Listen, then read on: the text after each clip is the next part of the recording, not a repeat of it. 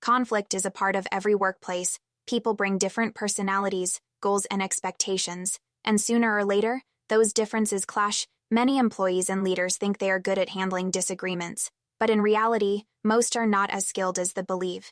When conflict is ignored or mishandled, it spreads like a ripple, creating distrust, lowering creativity, and pushing talented people away. In fact, research shows that workplace disputes cost billions of dollars in lost productivity every year.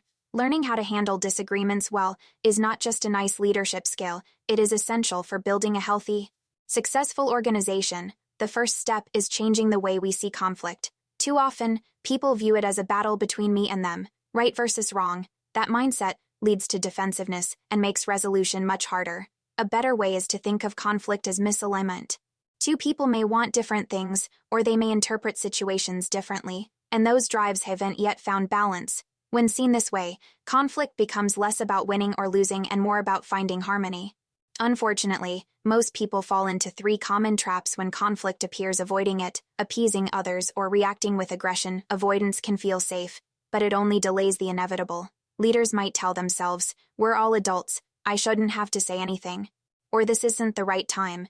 But by not addressing issues, small problems grow larger. Appeasement seems polite but creates another problem. Saying yes to everything to avoid confrontation leads to broken promises and lost trust. Aggression, whether through sarcasm, passive-aggressive behavior, or outright anger, only shuts down honest conversation. Aggressive people may believe they are being direct, but they are really avoiding true dialogue by pushing others away.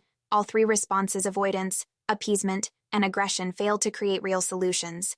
The alternative is to build conflict capacity. This means developing the inner strength and outer skills to face problems directly and constructively. It begins with self-awareness. Before the mind recognizes frustration, the body often gives signals: tense shoulders, a racing heartbeat, or shallow breathing.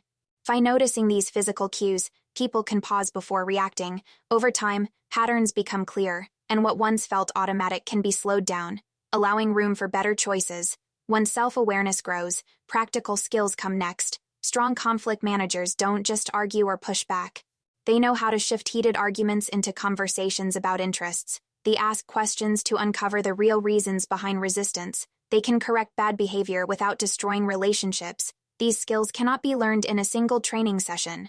They develop through practice, honest feedback, and guidance from mentors. The goal is to be able to use these skills naturally, even in stressful moments. But even with inner strength and practical skills, there is one more factor: culture. If a company rewards avoidance or excuses bad behavior because someone brings in good results, no amount of individual skill will fully solve the problem. A healthy culture supports open conversations and holds everyone accountable, no matter their position.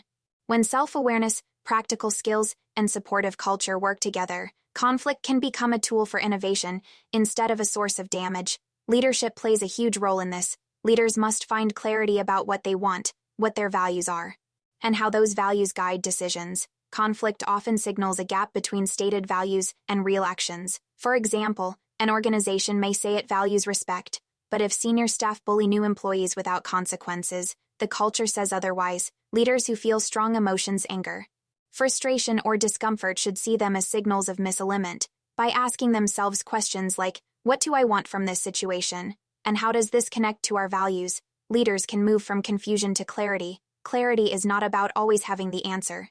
It is about knowing where you stand, what matters, and what outcome you seek. When leaders approach conflict with this kind of focus, conversations become more productive. Instead of trying to win against difficult personalities, they work toward constructive outcomes that benefit the whole team. Of course, clarity must be followed by effective conversations. Many leaders rehearse difficult talks in their heads, only to fail when the real moment comes. Using vague statements like, "You're always late," usually backfires. A better method is to be specific. "You arrived late to 3 meetings this week." Specific facts reduce defensiveness and shift the discussion to solutions. Connecting behavior to business results is also powerful. Saying wearing casual clothes hurts customer trust and sales is much stronger than "I don't like jeans at work." The key is balancing preparation with flexibility, knowing what to say, but staying open to where the conversation leads. Listening is just as important as speaking. Too often, managers listen only to reply. The best leaders listen to discover. Many performance issues are not about laziness or resistance, but about missing skills, unclear expectations, or fear of failure. By staying curious and asking questions like what makes this difficult for you, managers can uncover deeper barriers. Sometimes objections like it's too hard hide fears of looking incompetent or losing status. True listening uncovers these hidden layers. After listening, accountability must follow. That means setting clear goals, measurable steps, and regular check-ins.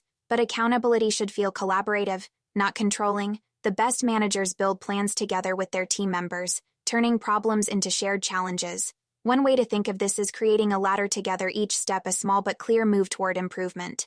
In the end, conflict is not something to fear. It is an unavoidable part of working with people. The difference between a toxic workplace and a thriving one is how conflict is handled. By avoiding the traps of avoidance, appeasement, and aggression, and instead developing self-awareness, practical skills, and supportive culture, leaders and employees alike can turn disputes into opportunities. Clear communication, deep listening, and accountability transform frustration into growth. The main lesson is simple: conflict does not have to be destructive. With courage, clarity, and the right approach, it can strengthen trust, inspire innovation, and bring teams closer together. Organizations that embrace conflict as a chance to grow will not only keep their best people but also build the resilience needed to thrive in an ever-changing world.